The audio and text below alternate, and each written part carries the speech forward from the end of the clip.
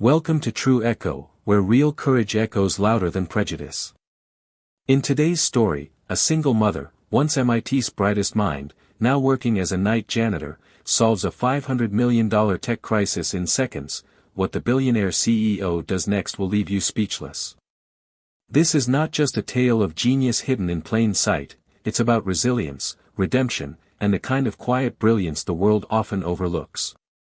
You won't want to miss a second of what happens when the janitor rewrites the future of artificial intelligence. Let's begin. The fluorescent lights buzzed faintly above as 20 of the world's top artificial intelligence experts sat defeated in Mercer Tech's high-security conference room. At the head of the room, the digital screen glared a harsh red, algorithm incomplete, failure detected. The project was called Vanguard, Mercer Tech's crown jewel. A $500 million partnership deal hung in the balance, and time was draining away like water through a sieve. Simon Walker, the cold, commanding CEO of Mercer Tech, stood in the shadows, arms crossed, ice-blue eyes fixed on the chaos of numbers dancing across the monitors. For months, he had flown in elite consultants from across the globe, paid them millions in salaries and bonuses, and still, the problem persisted. The algorithm glitch defied every known solution, every brute force correction. Vanguard, meant to be the most advanced AI system in North America, had become a ticking bomb. Simon's voice cut through the thick silence like a blade. "I've paid you millions. This," he gestured to the flickering screen, "is your result." No one dared respond. Jason Hartley, head of engineering, stared at his trembling hand clutching a stylus.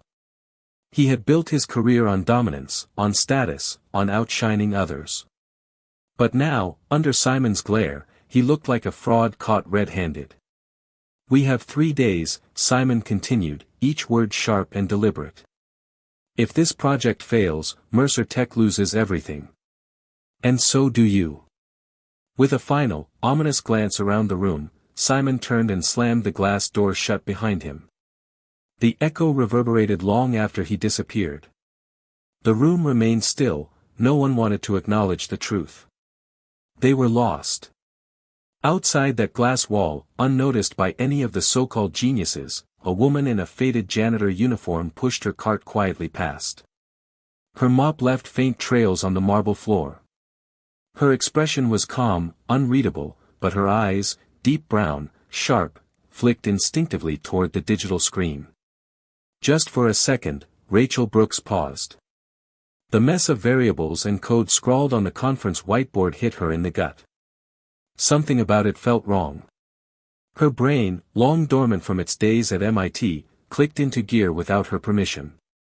One line, one assumption, was faulty. A linear parameter where a sigmoid should have been applied. She could see it clear as day. But Rachel didn't stop. She tightened her grip on the mop handle and kept walking. This wasn't her world anymore. It hadn't been for a long time. 10 years ago, Rachel had been one of MIT's most promising students in artificial intelligence. Professors whispered about her potential. Publications were eager for her research. Then came tragedy. Her fiancé, Michael, was killed in a car crash on his way to visit her on campus. 2 weeks later, Rachel gave birth to their daughter, Sophia. She dropped out. Moved back home. And everything changed. At 36, Rachel was now a night janitor at Mercer Tech. Each shift was a silent battle between the woman she used to be and the one she had been forced to become. Cleaning the floors of a tech empire she once dreamed of leading. Most employees didn't even glance at her. Except for Jason Hartley. He noticed her, but only to sneer. "Watch the mop," he snapped once, almost tripping on a wet spot. "These shoes cost more than your rent." Rachel never answered back. She simply cleaned. And watched. And remembered. At 3 a.m., while wiping down the staff kitchen, Rachel glanced once more toward the glowing conference room. The whiteboard remained unchanged. That error, how had they all missed it? She walked back toward it, heart pounding, her mop forgotten. Rachel hesitated outside the glass for a full minute. Then slowly, as if guided by something greater than herself, she opened the door. It was dead quiet. The room was empty, only the hum of monitors and a faint buzzing from overhead lights filled the silence. She stepped forward and examined the board. Her eyes scanned the math. Her fingers itched. It was just as she thought, a catastrophic logic flaw. A sigmoid function, not linear. That was it. Taking a red marker from the tray, Rachel erased the flawed section and replaced it with the corrected formula. Each stroke brought back her days in labs, her debates with professors, the endless nights refining code. When she finished, she stood back and stared at her work. Her heart thudded with a strange mix of relief and fear. Then, without a word, she left. She never saw Simon Walker, standing silently in the hallway shadows, watching every move. Simon Walker remained in the hallway long after Rachel had disappeared into the darkness. The red markings she'd made on the whiteboard burned in his mind like a flare in a night sky. He stepped inside the conference room and approached the board, examining each symbol she had written with surgical precision. He didn't want to believe it, couldn't believe it at first. A janitor? But the moment his eyes landed on the corrected formula, he knew. This wasn't a lucky guess. It was the hand of someone who had mastered the problem better than any expert he had hired. He pulled out his tablet, his fingers cold against the metal. He scanned the board, entered the new equation, and hit execute. The simulation took only seconds to run. Performance, plus 58.6%. Error rate, all-time low. Simon froze. His stoic features twitched for the first time in years. Rachel Brooks, whoever she really was, had just done in minutes what 20 experts couldn't accomplish in 6 months. Behind him, the door creaked open. Jason Hartley entered, carrying a fresh cup of coffee, bleary-eyed and smug. The moment he saw Simon in the room, his steps slowed. "Simon. Is everything okay?" Simon turned slowly, his expression colder than usual. "Jason, are you absolutely certain your team vetted this entire algorithm?" Jason gave a tight, dismissive chuckle. "Of course we did. My team is the best. You know that." Simon's eyes sharpened. He didn't blink. "Then explain to me how a janitor just fixed what your engineers couldn't even identify." Jason blinked. "A janitor?" Simon pointed at the board. "She walked in here at 3 in the morning and rewrote this herself. I saw her. And I tested it. The results speak for themselves." Jason's smirk crumbled. Simon moved past him with a chilling finality. As he passed, he leaned in just close enough to whisper, "Prepare your explanation. Because tomorrow, your team is going to answer for how they missed a flaw that cost us 6 months and nearly $500 million. Jason stood rooted in place, humiliated and seething, staring at the red scrawls that now mocked every claim he'd ever made about his brilliance. A janitor had upstaged him. And worse, Simon had seen it. He clenched his jaw. This wasn't over. The next morning, the atmosphere at Mercer Tech was electric with tension. Every senior engineer had been summoned. The conference room was packed wall to wall with high-level executives, engineers, and directors. Rumors had already begun circulating, something about a late-night fix, a surprise solution, and an unexpected hero. Simon entered first, flanked by his executive assistant. But it was the woman behind him who caused a stir. Rachel Brooks. Wearing a clean, pressed blazer over her janitor's uniform, she walked into the room with her chin slightly raised, her hands curled into fists at her side. She felt their eyes on her, disbelief, curiosity, and a few quiet sneers. Especially from Jason, who sat directly across the table, his expression like stone. Simon motioned for her to sit beside him. The seat usually reserved for the top engineer. Jason's knuckles whitened. Simon wasted no time. "Ladies and gentlemen, we're here because last night, Rachel Brooks, yes, the woman many of you have walked past without a second glance, found and corrected the error your teams have failed to catch for months. The room erupted into whispers. Some shocked, others skeptical. Simon held up a hand. I verified the results myself. Performance has improved by nearly 60%. This isn't luck. This is brilliance. Jason leaned forward, voice dripping disdain. Are we really entertaining the idea that a janitor, someone with zero current credentials, should be taken seriously over vetted professionals? Simon didn't even look at him. She's going to walk you through her solution. You'd be wise to take notes. Rachel took a breath. She stood, walked slowly to the whiteboard, and picked up the red marker again. Her hands shook, but not from fear, this time, it was purpose. Last night, she began, her voice calm but firm, I noticed a small but devastating flaw in the equation structure. Your algorithm treated the model as linear when it should have been nonlinear. Specifically, it ignored the need for a sigmoid activation function. Jason scoffed. Anyone can make bold claims after the fact. Rachel turned and faced him directly. Then why didn't you? A few people stifled a chuckle. Jason bristled. Rachel continued, stepping through the equations on the whiteboard, breaking it down with stunning clarity. She explained every detail like she was back at MIT, teaching instead of mopping floors. She used metaphors, plumbing, rivers, traffic lights, turning complex AI theory into something anyone could grasp. Even the most skeptical executives nodded along, captivated. When she finished, the room was dead silent. Jason stood abruptly. I don't care if it worked once.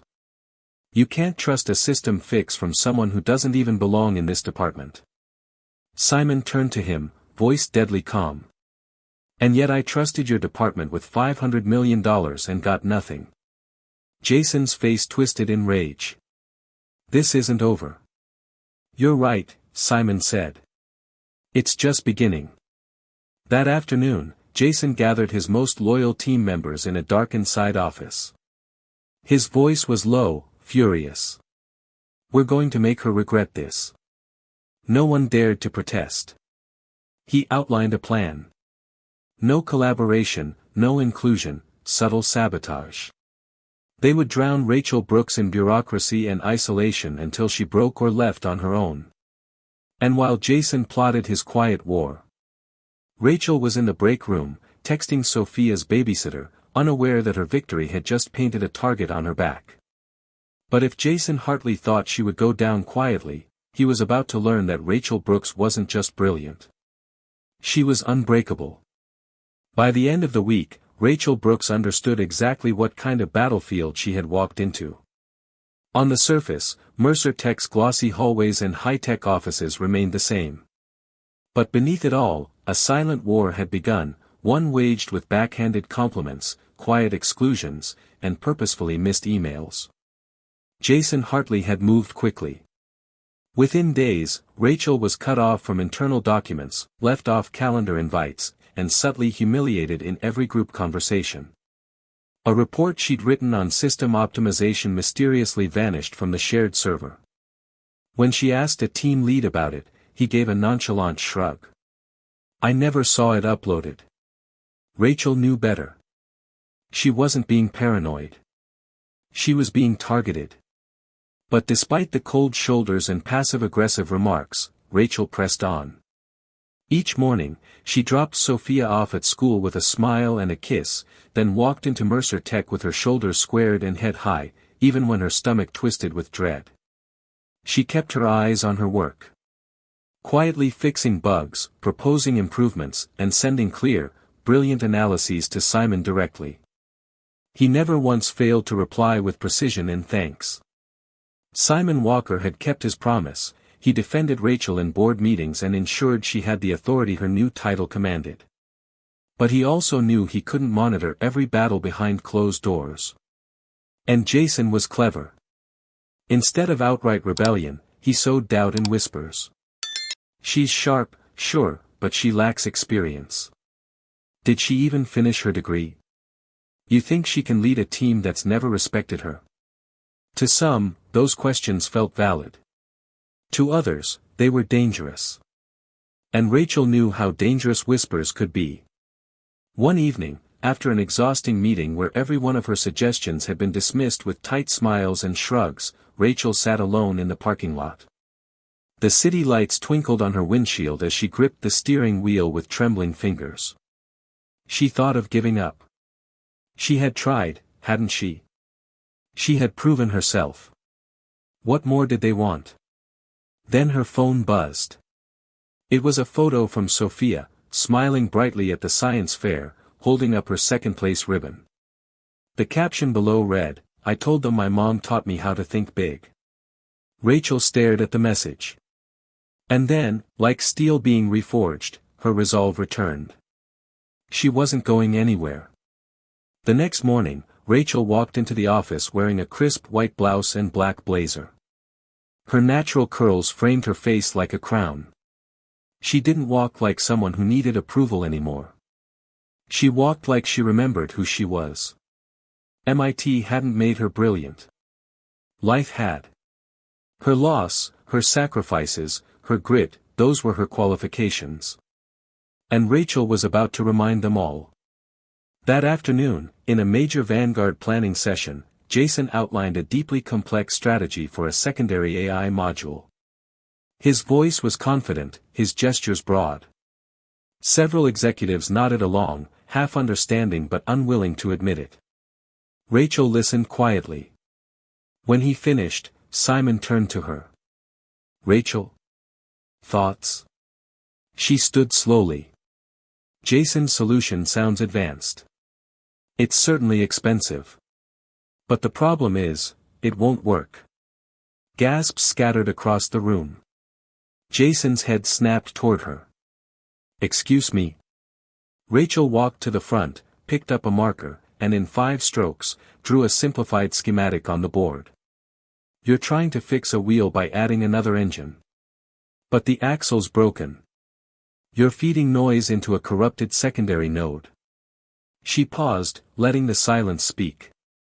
Simon's eyes narrowed thoughtfully. "What's your alternative?" Rachel calmly explained a modular redundancy loop, much simpler and more efficient. It would cost a fraction and work faster. Jason cut in, voice shaking. "That's simplistic. You're assuming the primary system won't destabilize the loop." Rachel turned. "I've run the models. Would you like me to present the data?" Jason paled. Because he hadn't. After the meeting, Simon caught up with Rachel in the corridor. "You're poised in there," he said quietly. "Impressive." Rachel gave a small smile. "I'm learning the rules of the game." Simon looked at her, and for a moment, his usual frost melted. "No," he said. "You're rewriting them." But down the hall, Jason stood just out of sight, watching, listening, seething. Rachel had just humiliated him in front of the entire executive board. He wasn't just losing credibility. He was losing control. And Jason Hartley was not the type to lose gracefully. He was the type to destroy what he couldn't dominate. That evening, in the privacy of his office, Jason pulled up Rachel's employment file. He tried to ignore the growing whispers that she might be named director of the Vanguard project. But if that happened, everything he'd worked for was over. He clicked through to an old background check file, digging deeper. And then, he found it. A document noting that Rachel had withdrawn from MIT due to personal hardship. No completed degree. A loophole. One he planned to exploit. He smiled darkly, already crafting an anonymous email to Mercer Tech's compliance board. The next morning, a cold silence settled over Mercer Tech's headquarters. Something unseen had shifted. Rachel noticed it the second she walked into the building. Whispers passed between cubicles like wine through dry grass. People who once offered brief nods now avoided her gaze. She tried to ignore it, until she stepped into her office and found an email flagged as urgent, compliance review, immediate action required. Her stomach dropped. Inside was a formal notice from Mercer Tech's internal review board. An anonymous report had questioned her qualifications and cited her lack of completed credentials. Until further notice, her access to Vanguard files would be suspended pending investigation. It felt like a punch to the chest. Rachel sat frozen for a moment, disbelief crawling over her like frost. She had been here before. Cornered. Questioned. Undermined. She stared at the screen, her jaw tightening. Then came the knock. Simon stood at her door, his face unreadable. "Can we talk?" Rachel followed him to his office in silence. The walls were glass, but the door shut like a vault. Inside, he motioned for her to sit across from his desk. "I received the same notice you did," he began, voice low. "Someone submitted a formal challenge regarding your qualifications. HR and legal have to follow protocol." Rachel didn't speak at first. She kept her eyes fixed on the floor. Then finally, she met his gaze. It was Jason. Simon didn't deny it. "He hasn't said a word, but I know it was him. He's afraid of what you represent." Rachel gave a bitter chuckle. "What I represent? You mean someone who doesn't fit his mold?" Simon leaned forward. "No. Someone who shattered his illusion of superiority." She exhaled slowly, shaking her head. "Does it matter that I attended MIT? That I was a top AI candidate until I lost everything? Is that not enough?" "It's more than enough," Simon said quietly. "But Mercer Tech has rules. Ones people like Jason hide behind." Rachel's voice trembled with restrained fury. "I solved the problem that saved this company. I didn't just fix code, I rebuilt trust. And now I'm being punished for not finishing a degree when I was holding a newborn in one arm and burying my fiancée." Simon said nothing. He couldn't argue with truth. "I should walk away," she whispered. "Maybe Jason wins. Maybe he always wins." Simon stood, walked around the desk, and sat on the edge, facing her. His voice dropped. "Rachel, do you know why I watched you that night in the conference room? Why I didn't stop you?" Rachel blinked.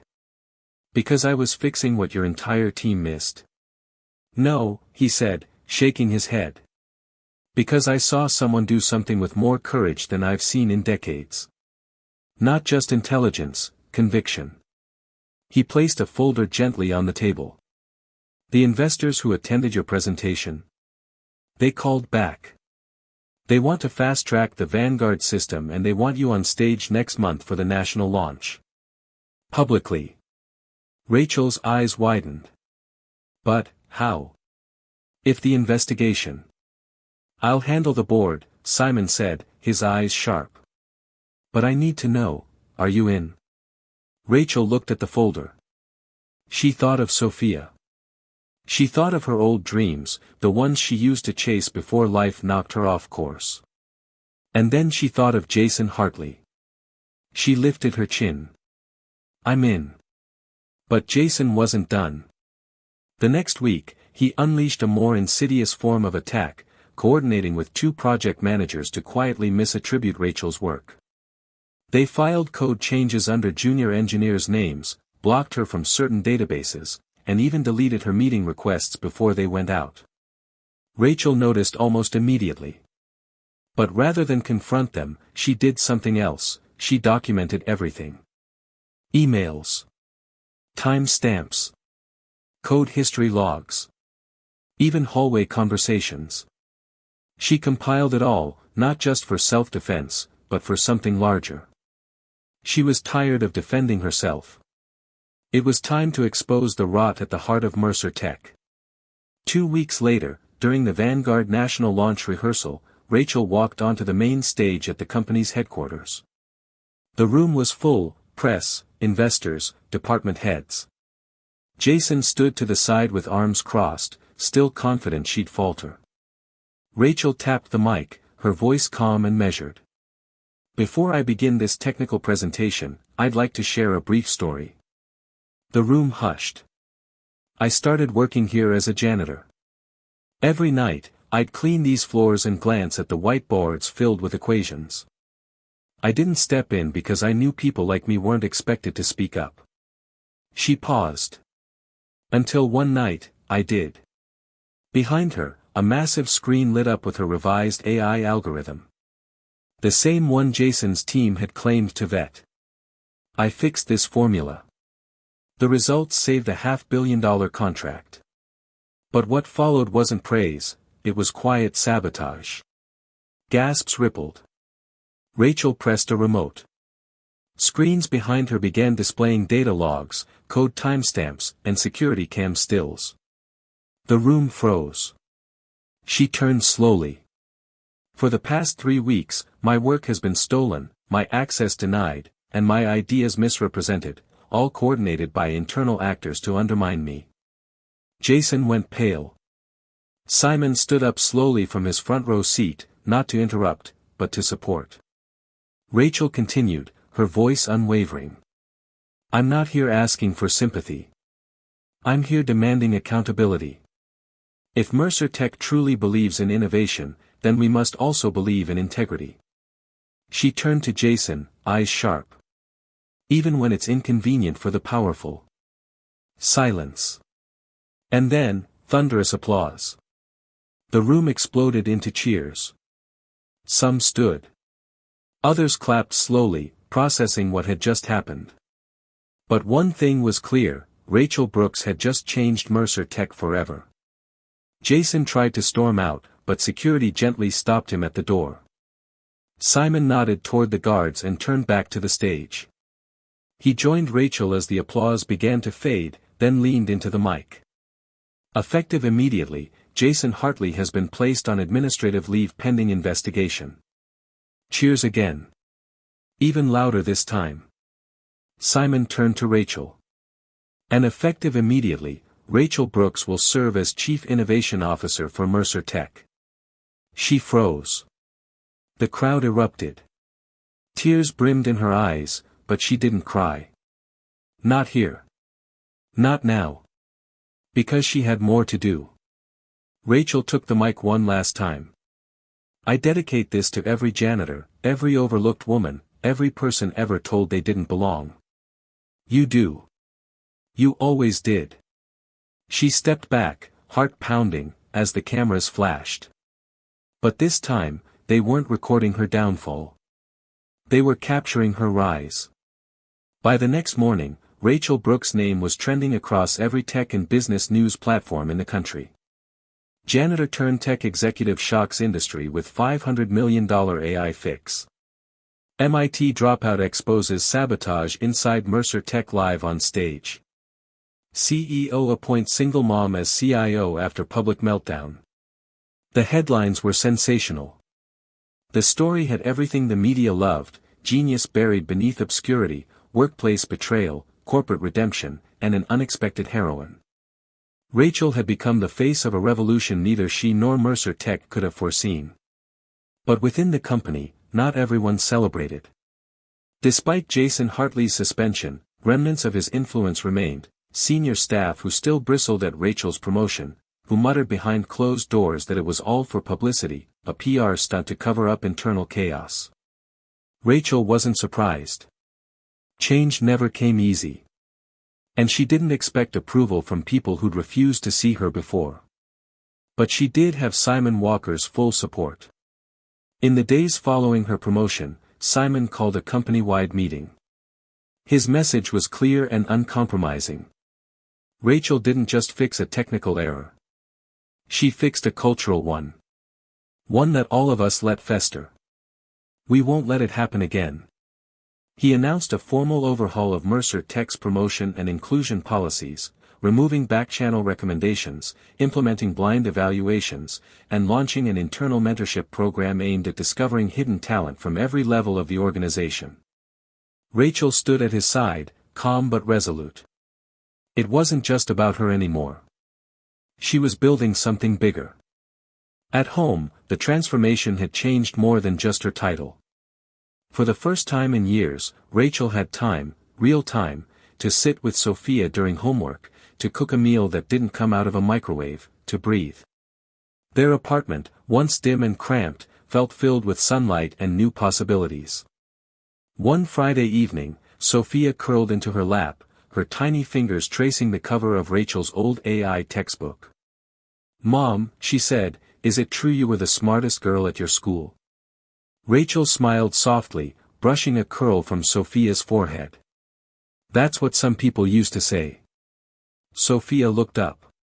"And now you're the boss of a big company?" Rachel chuckled. "Not the boss. Just someone who helps fix things." Sophia grinned. "You're my favorite fixer." But even as Rachel settled into her new role, she never forgot what had happened. She remembered the silence. The sabotage. The way people looked through her. And the way Jason Hartley had vowed to ruin her. Simon, too, hadn't forgotten. He had launched an internal audit of Jason's projects from the past 5 years. What began as a standard review quickly uncovered irregularities, unethical vendor contracts, inflated budgets, even the quiet dismissal of whistleblowers. What Rachel had endured wasn't new, it had just finally come into the light. The board moved swiftly. Jason's employment was terminated in full, and an internal memo made it clear, Mercer Tech would no longer reward arrogance disguised as leadership. Meanwhile, Rachel focused her energy on what she did best, building, solving, inspiring. She launched an internal skunkworks team called Ecolabs, dedicated to incubating ideas from non-traditional employees, janitors, security guards, administrative assistants, interns, people who saw the company from the inside out, often more clearly than those in corner offices. In its first month, Ecolabs produced 3 viable product ideas. One came from a night security guard with a knack for sensor algorithms. Another from a cafeteria worker who designed an energy-saving AI for the server rooms. And all of them credited Rachel for believing in their voices. During a board meeting, one of the directors muttered, "Are we really letting cafeteria workers shape tech now?" Rachel answered coolly. "If they have ideas worth building, yes. Intelligence isn't exclusive to job titles." Simon smiled at her response. Later, in private, he told her, "You're doing more than fixing tech. You're fixing the future."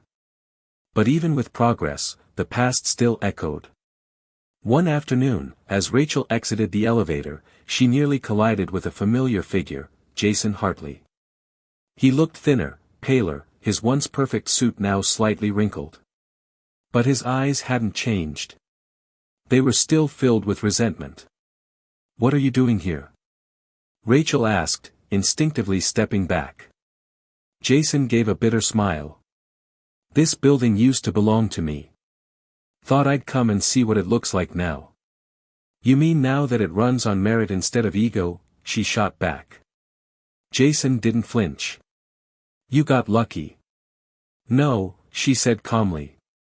"I got noticed. You tried to bury me, Jason. But all you did was hand me a shovel and dig your own grave." He looked away, fists clenched. Rachel stepped past him without another word. Because she no longer needed to fight him. She'd already won. Back upstairs, Simon met her in the hallway. "He came back?" he asked. Rachel nodded. "Like a ghost?" Simon's expression darkened. "He won't haunt this company again. I've made sure of that." Rachel smiled faintly. "Good. Because I'm not here to fight ghosts.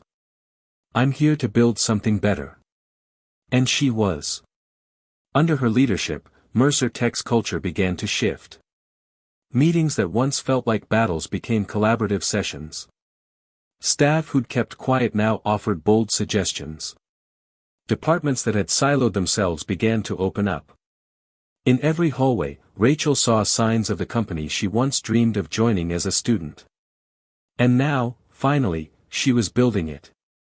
But she also knew, this story wasn't over yet. For as high as she'd climbed, the pressure of being a symbol, a woman of color, a single mother, and a sudden executive, all eyes were on her. Watching. Waiting. Some for her to fail. Some for her to rise even higher. And Rachel Brooks? She had no intention of stopping now. 3 months into her new position, Rachel Brooks stood alone in the same conference room where her journey had truly begun, the whiteboard still pristine, the air still sharp with the scent of dry erase markers and ambition. But everything else had changed. No longer a quiet janitor passing unseen through Mercer Tech's marble hallways, Rachel was now the company's most talked-about executive, leading Ecolabs and quietly steering Mercer's innovation pipeline toward a new, inclusive future. She looked down at the table where, not long ago, she sat silent and dismissed. Now her seat bore a brass nameplate, Rachel Brooks, Chief Innovation Officer. But the pressure had not eased. If anything, it had increased tenfold. Investors still whispered behind closed doors. Legacy staff watched her every move, some hoping she'd stumble, others hoping she'd prove once and for all that their old ways were obsolete. Media outlets dissected her leadership style weekly, some praising her humility, others accusing Mercer Tech of using her rise as a publicity stunt. Rachel knew she walked a tightrope. But she also knew tightropes only mattered when you looked down. So she never did. One afternoon, a surprise email arrived. Subject, Invitation, National STEM Women in Tech Summit, Keynote Speaker Request. Rachel blinked twice. She read the invitation again. They weren't just asking her to attend, they wanted her to close the entire event. A stage shared by Nobel laureates, Fortune 100 CEOs, and Ivy League presidents. The message included a note from the event chair. Your story has redefined what leadership in technology looks like. We believe the future is Rachel Brooks. She leaned back in her chair, the weight of the words settling in. For so long, she had fought to be heard. Now, the world was listening. But with the invitation came a realization, she needed to decide what kind of legacy she wanted to leave. That evening, Simon Walker joined her for dinner, not as her boss, but as something much more personal. Since the night he'd sat across from Sophia building a jigsaw puzzle, things between them had changed, slowly, quietly, but undeniably. Their conversations had grown warmer, their silences more comfortable. He had become a fixture in Rachel and Sophia's lives, not imposing, but always present. At the small restaurant overlooking the Chicago River, Simon raised a glass. To the woman who rebuilt a company from the janitor's closet up. Rachel smiled. To the man who saw her when no one else did. There was a pause. Then, gently, Simon asked, "Do you ever regret coming back?" Rachel looked out over the water for a moment, watching the reflections shimmer. "I regret not believing in myself sooner," she said finally. "But no, I don't regret coming back. This time, I get to define what success looks like. On my own terms." Simon nodded. "And what will that look like next?" Rachel didn't hesitate. "I want to build the door for someone else to walk through. Someone like me." The next week, Rachel stood on the grand stage at the National STEM Summit. The crowd stretched out endlessly before her, thousands of women, young professionals, college students, and educators from across the country. The spotlight shone hot on her face. But she wasn't nervous.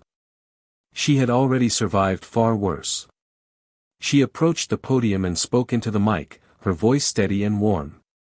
"I'm not the smartest person in the room. And I'm certainly not the most conventional.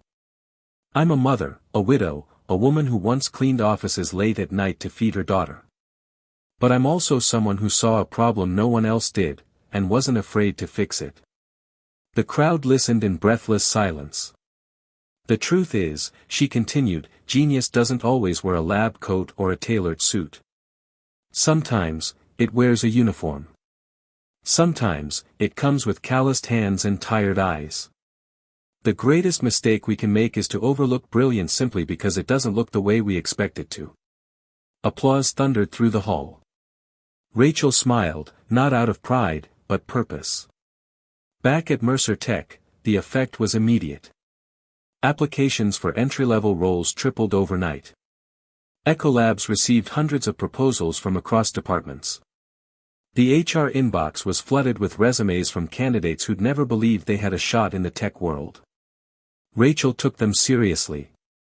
She remembered every locked door she had once stood behind. And now she was the one holding the keys.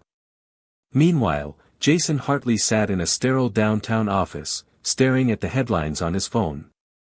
Rachel Brooks delivers viral keynote at STEM Women in Tech Summit. From janitor to innovation leader, the rise of a new kind of executive. He scrolled bitterly. He had taken a job at a minor consultancy firm, far from the power and prestige he once wielded. The offers had dried up quickly after Mercer Tech's audit revealed his record. No one wanted the man who tried to sabotage the company's golden story. He slammed the phone down, the rage still simmering. "She didn't beat me," he muttered aloud. "They just needed a hero."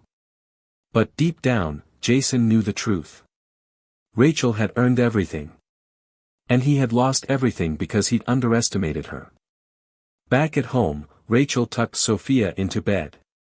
The little girl was clutching a homemade poster she'd drawn at school, crayons across paper that read, "My mom fixes computers and people."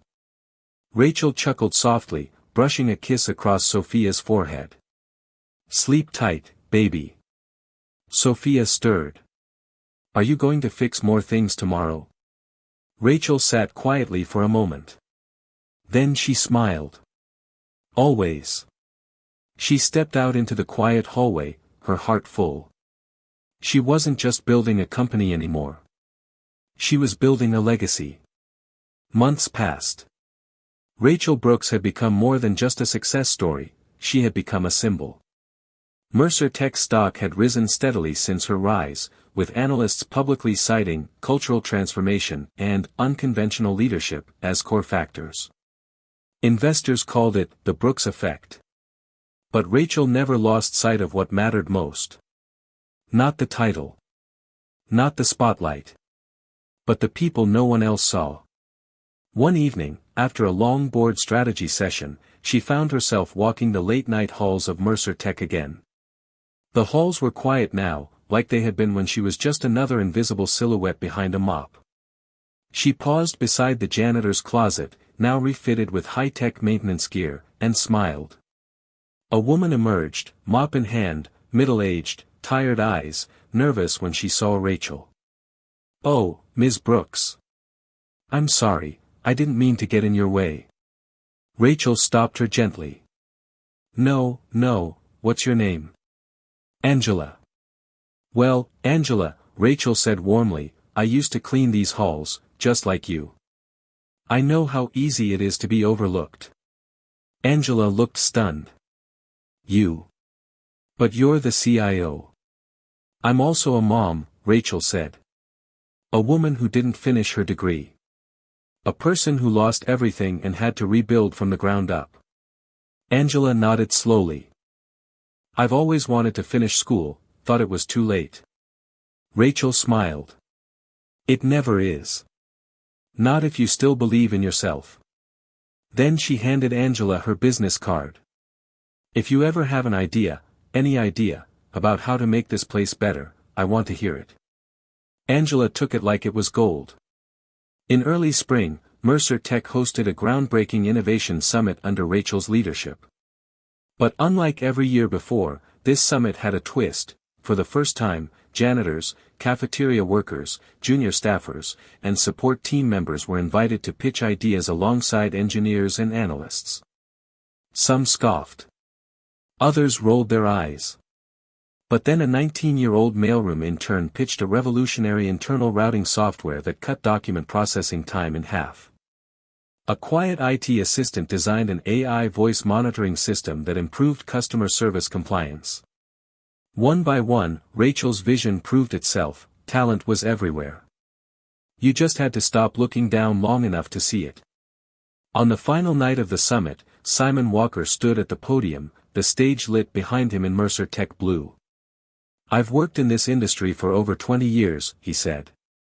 And in all my time, I've never witnessed a shift like this, one born not from spreadsheets or strategy decks, but from heart, humility, and pure talent. He turned toward Rachel, seated in the front row. Rachel Brooks didn't just save Mercer Tech's AI division. She reminded us who we are. And who we could be. The crowd rose in a standing ovation. Rachel rose slowly, accepting the applause, but not out of vanity. Out of resolve. She knew how far she had come. And she knew her journey wasn't just about her anymore.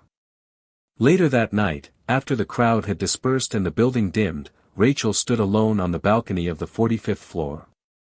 The skyline of Chicago blinked before her, the wind gentle against her curls. Simon stepped out beside her. Neither spoke for a while.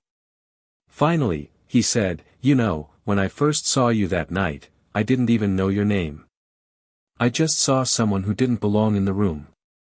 Rachel turned her head, one eyebrow raised. Simon gave a sheepish smile. "I was wrong."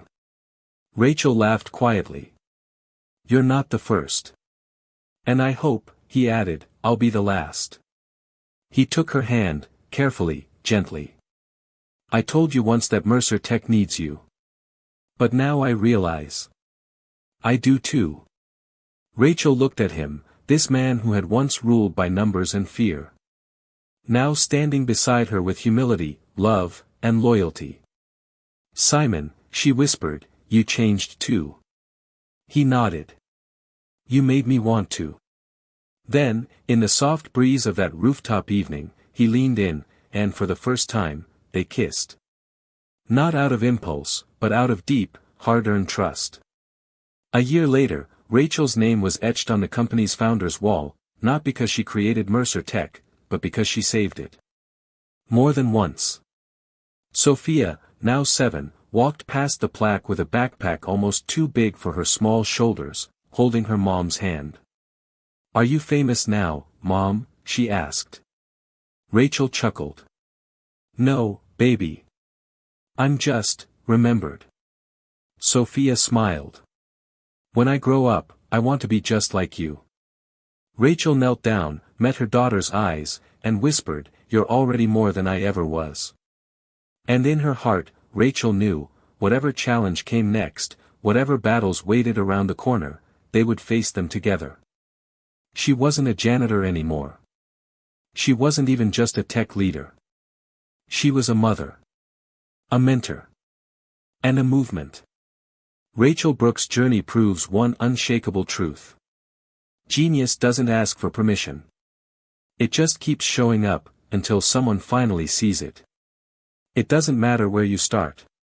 What matters is refusing to let that starting point define your finish line.